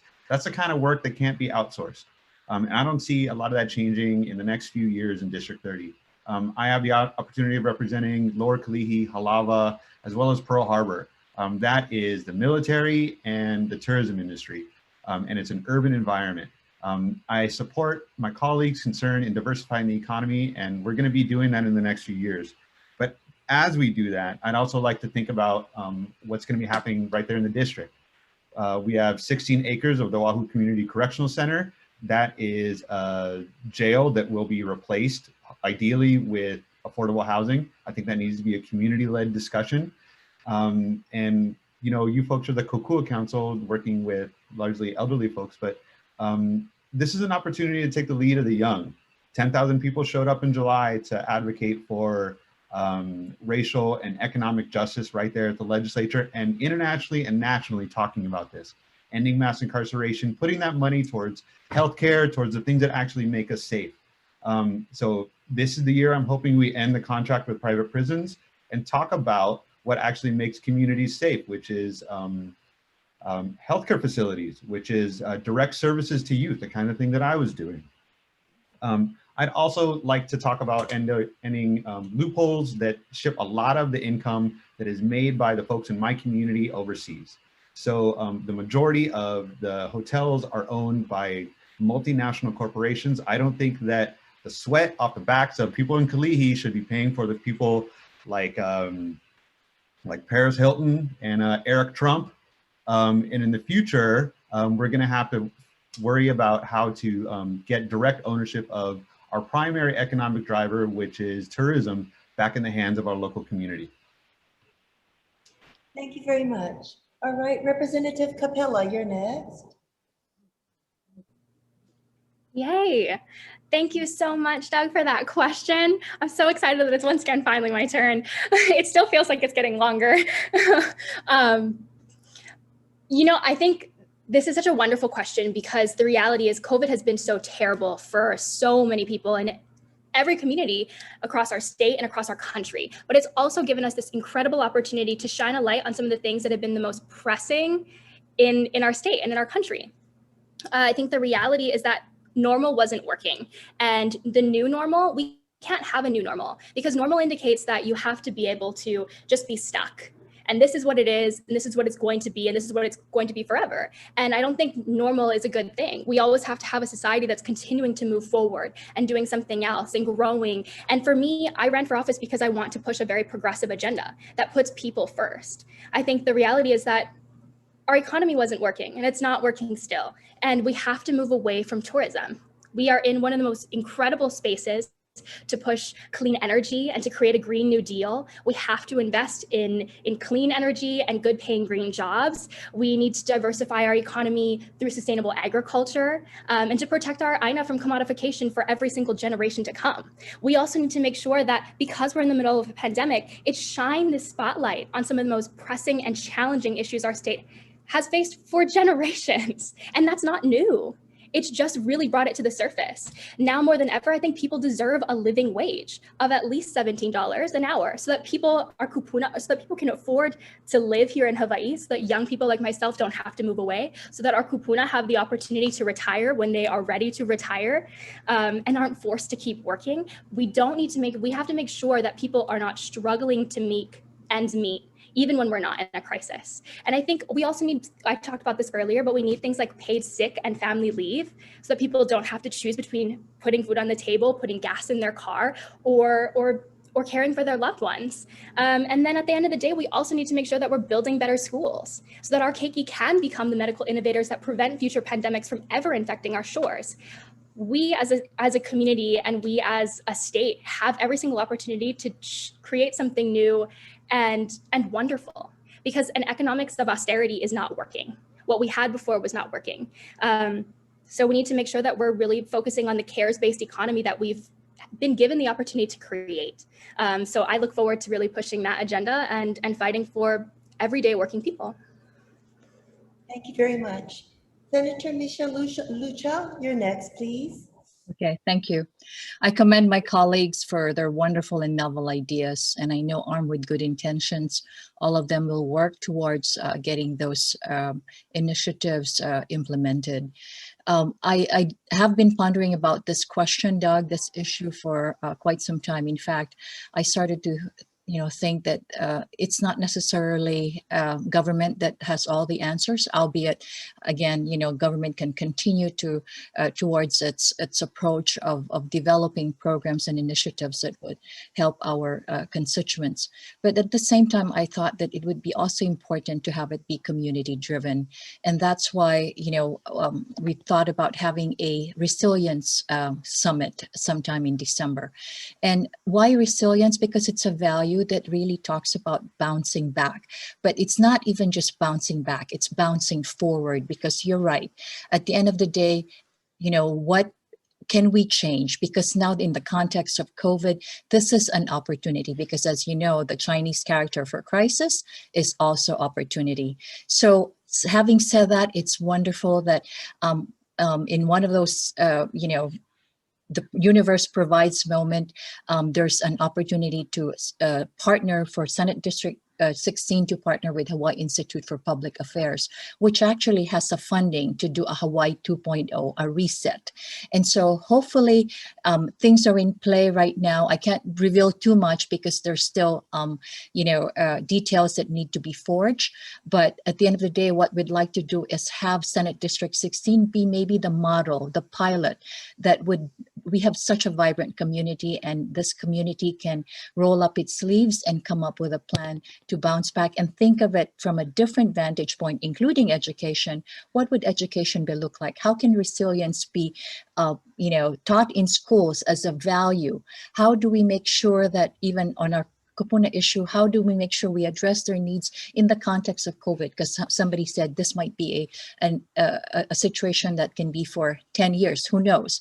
But we need to arm ourselves, and it has to be an integrated approach. It has to be a community-driven approach, so that in the end, because the community is invested, they also would have every opportunity and objective to make it succeed. Thank you. Thank you very much. Now, at this time, I'd like to introduce a few of our community partners who've joined us on the Zoom panel today. James Gashel of the National Federation of the Blind of Hawaii. James, are you available now? Yes, I am. Thanks very much, Lila. And thank you so much to the Kokua Council for convening this forum. I'm the legislative director of the National Federation of the Blind of Hawaii. We are an organization of blind people. Anyone can join it, but all of our elected leaders are blind people, and the vast majority of our members are blind people. We're the blind speaking for ourselves, representing the blind of Hawaii.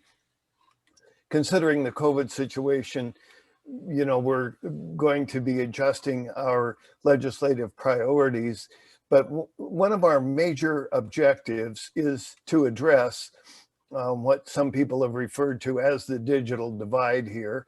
And if anybody faces the digital divide, our members and others I will speak about certainly do, persons with print disabilities broadly. And our goal is going to be to give the Public Utilities Commission authority to implement a public notice and information telecommunications service for access by persons with print disabilities. Several other states have already done this, so we're not inventing the wheel exactly, but we certainly will be contributing to it. Now, here's the problem. We estimate there are approximately 50,000 people in Hawaii who just can't read ordinary print due to a disability like blindness, for example, low vision, dyslexia, or other learning disabilities. We call this group persons with print disabilities, and members of this group are highly correlated to age. For example, in my case, most blind people are members of our Kapuna population, including myself. Imagine being 65, 70, or older, like me, being fully literate, but not able to read a daily newspaper or magazine. Imagine not being able to read the emergency alert text that comes on the TV screen, or not being able to read what's on sale at the grocery store this week. These are only a few examples of what we see as our everyday experience. Now, at present, the Department of Human Services pays for a service called NFB Newsline. It's really a wonderful service, and it uses telecommunications to reach our population, but it's on a year-by-year contract. It's currently designated as an essential service during the COVID-19 emergency. However, the state's funding shortfall, which has been referred to several times, means that this service could easily be lost, not due to indifference, but due to necessity. Giving the Public Utilities Commission authority to implement a public notice and information telecommunications service for print disabled persons is the long-range solution to maintain and even grow the current service that DHS offers. And it would move the cost off of the state budget. Now, the savings would be small, approximately $50,000 year over year, but it is certainly worth doing, and particularly to maintain this valuable service. Please consider working with us to sponsor and advance this proposal in the upcoming session. And maybe I can rely on Lila to provide my contact information if anybody wants to get in touch with me to follow up for more details on this. Mahalo. Thank you very much, James. All right, John McDermott, Hawaii's Long-Term Care Ombudsman, are you available?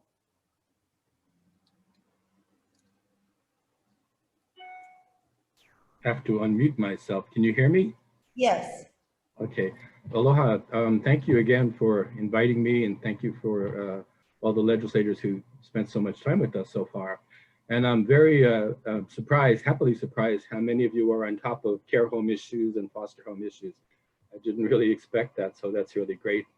So I've been the long-term care ombudsman since 1998, and before that I was director of social services at Halinani, and before that at Maunalani for 9 years. So I've been doing this for 31 years. And the long-term care ombudsman program is part of the Executive Office on Aging. We're federally mandated through the Older Americans Act, and we're also in Hawaii statute. So we advocate for people who are living in long-term care facilities. And I do ITTs, so Representative Tam, you are my representative, and I'm happy to give you the grand tour of some of our long-term care facilities. So we'll get you up to speed real fast on that. I do also want to make myself available as a resource. If you do have constituents that call you and you really don't know where to direct them, I'm happy to help you. So anyway, our program relies heavily on volunteers, and volunteers come and go, and we really do need staff. And so we had last year House Bill 1872 and Senate Bill 2337, which almost passed, but the pandemic wiped us out there. And that was to provide a full-time ombudsman for Kauai, a full-time for Maui, one for the Hilo side, one for the Kona side, and one for Oahu. And so we still definitely need that, but we realize that we're about to face furloughs and people losing their jobs, and so not a good time. But anyway, the Ombudsman program, you know, when we go into somebody's home, just as a quick example, real fast story about IAEA. I went to a care home and this woman in the walker, she seemed to be pretty good. And I was surprised that she was there. And I asked her, why are you living in a care home? And she said, well, after I fell and I was in the hospital for a little while, I got therapy and I thought I was going home. But my two sons decided that I could not go home. This is her home and they're living in her home. But they decided that she was going to go to a care home because they didn't want to bother having to take care of her. And so she was not a happy camper. She was getting very good care. So we're not saying anything negative about the caregiver, but you know, caregivers are not social workers. They don't really know what am I supposed to do in this kind of a situation. And I said to her, well, if you were to go home, you know, what would happen? And she said, well, I might fall again. And I said, yeah, but wouldn't one of your sons pick you up? And there was a really long pause. And she said, I don't know. I don't know if they would do that, which is really, really tragic, you know, that somebody lives in that kind of a situation. So those are the kinds of stories that we hear when we go into facilities and, you know, families who sometimes use power of attorney as kind of a weapon to prevent other family members from visiting. And the caregiver is stuck in the middle because they don't know, well, what am I supposed to do? The son signed her in and he's saying nobody else can visit. Well, if the resident is still alert and oriented, she or he has the right to decide who they want as visitors. But caregivers don't always know that. And that's one of the things that the Ombudsman does. So we know with this pandemic situation, we found out that our care homes felt very forgotten by the Department of Health. The nursing homes are much better organized. They have the Healthcare Association of Hawaii. They get lots of support from the Centers for Medicare and Medicaid Services on the federal level. Care homes and foster homes kind of struggle. And so they had a hard time getting PPEs. They had to wait online at, you know, the stores like the rest of us, which means who's watching the residents, because then you got to pay for a substitute caregiver. So you got to pay, it's not free. And now we have these rapid recovery machines that are finally available to the care homes, but we called up a number of them and they don't even know about this. We were told that it's a first come, first serve, but if you don't even know that these machines are now available for you, you're not going to put your name on the list. So this is another thing that ombudsmen are now doing. On the Big Island, Jackie Gardner, who is a retired public health nurse, she is our contractor for the Hilo side. And she actually went to the facilities and delivered PPEs to the caregivers because on her own, she called up several companies and she got, you know, over 1,000 masks that she was able to deliver home by home on her own, rather than waiting for the Department of Health to figure out how they're going to do this. So the neighbor islands especially feel kind of forgotten by everything happening in Honolulu.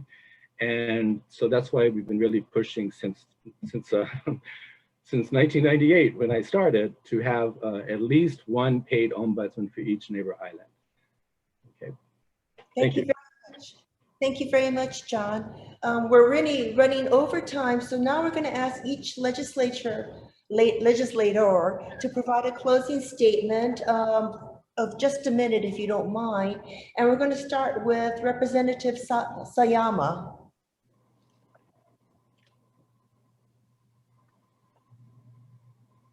Sorry, I need to jump in my car. But thank you so much for this opportunity to really share myself and really thoughts and the Kokua Council has been advocating for. You know, I'm still new to this. I really am looking forward to just learning from your work and from those in the community, and trying to understand how we can work together to really make sure that we stay healthy and that we could continue to push Hawaii in the right direction for the next generation. Thank you so much. Thank you very much, Representative. Drive carefully. All right, next is Representative Tam. Yes, thank you so much for inviting me here today and for hosting this forum. And I also speak on behalf of everyone in House District 22 when I say thank you to Kokua Council for all the work that they do on behalf of our senior citizens. I am really open, especially for my door, and you know, anyone can just come in and have a meeting with me, have an open conversation about these issues, and I really look forward to working with all of you. Being a legislator is always a learning process, and you know, you could be here for 40 years and you always learn something new.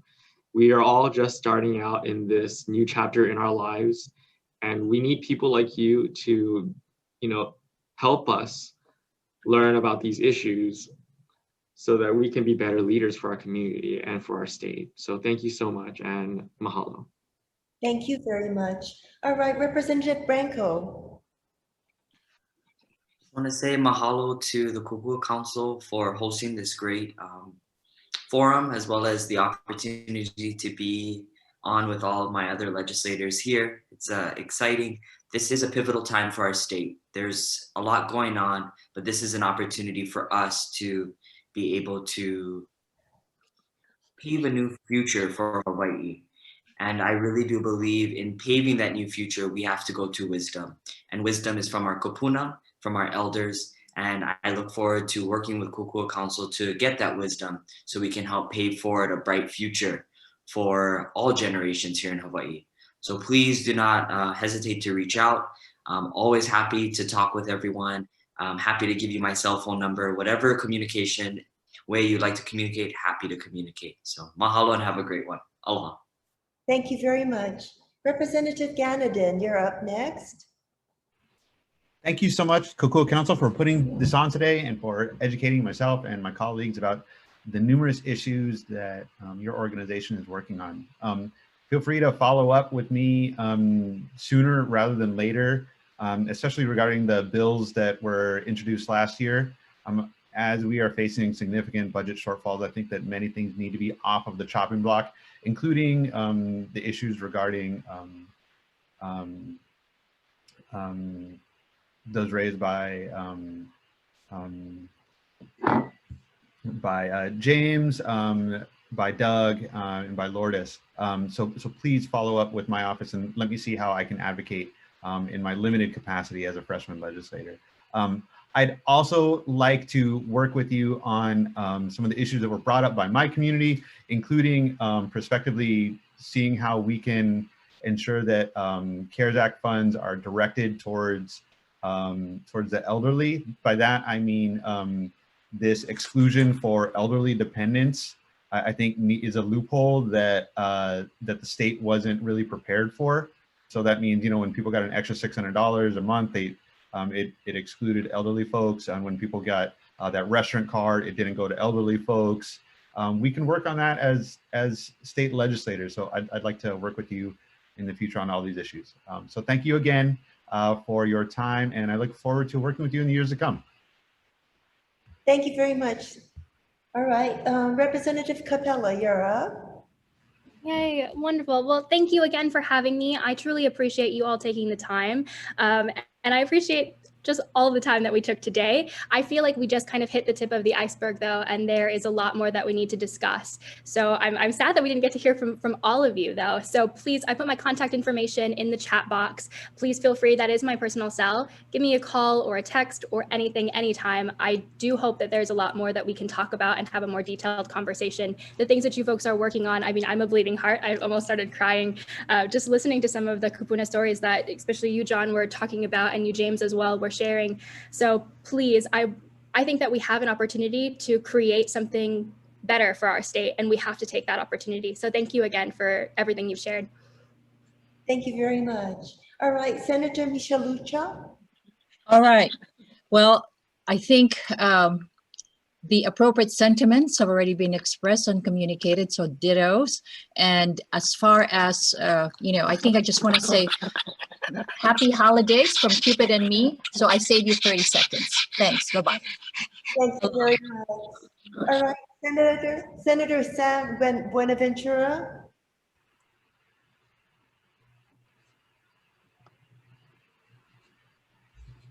I don't. Oh, her on here. I don't see her on here now. Oh, she's not on. Okay, we may have lost her. All right. Well, mahalo to our legislators and to my colleagues for joining us today. We learned a lot. It was very inspiring. It was truly an honor to have all of you join and visit us in our homes. E malama pono, aloha, take care. Thank you very much for joining us. Hello, thank you. Bye, Lila. Bye, everybody. Happy holidays, everybody. Aloha. Aloha.